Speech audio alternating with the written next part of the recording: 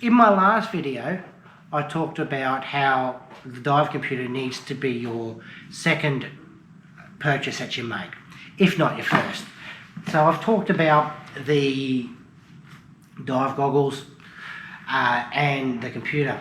Now I want to discuss the third object, that third item that you need to buy, and that's your fins. And I've got a good reason for it. Now I'm not saying to buy this lot of fins, but this particular brand actually highlights a point really important.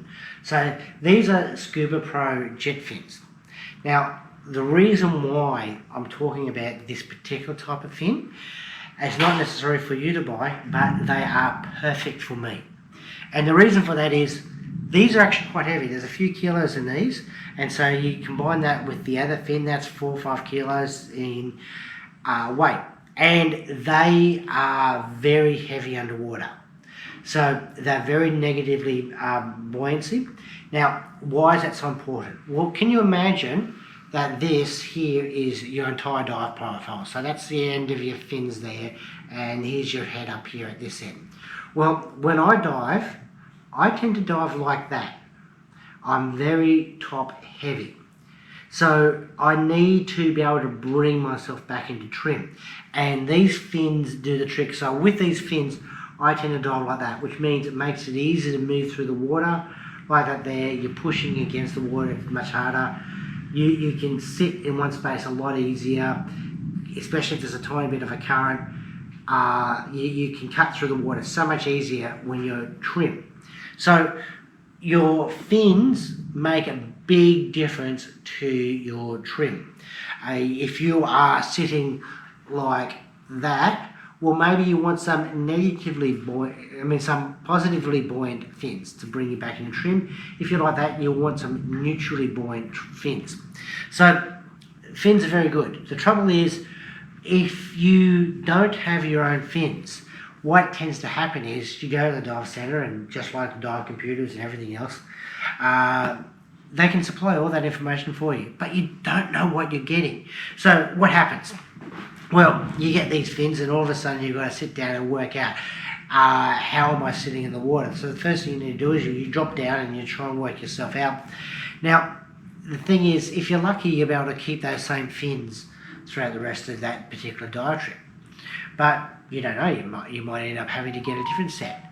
So what that means is you are constantly having to try and rework out your trim every single dive, and that is not good. So definitely the third thing you should get is your fins. Now, along with fins, boots. Now these, so I view dive boots and fins, or you can get fins with that you don't need to wear boots. I find dive boots are handy. This particular brand, and I have no idea what brand it is.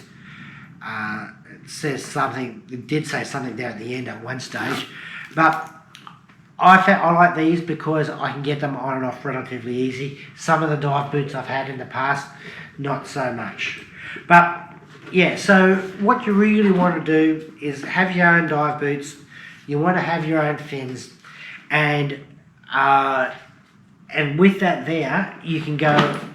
It goes a long way. Yes, you're now at the category where you can't do carry-on. My brother doesn't want to get fins because that means he's got to have check-in luggage.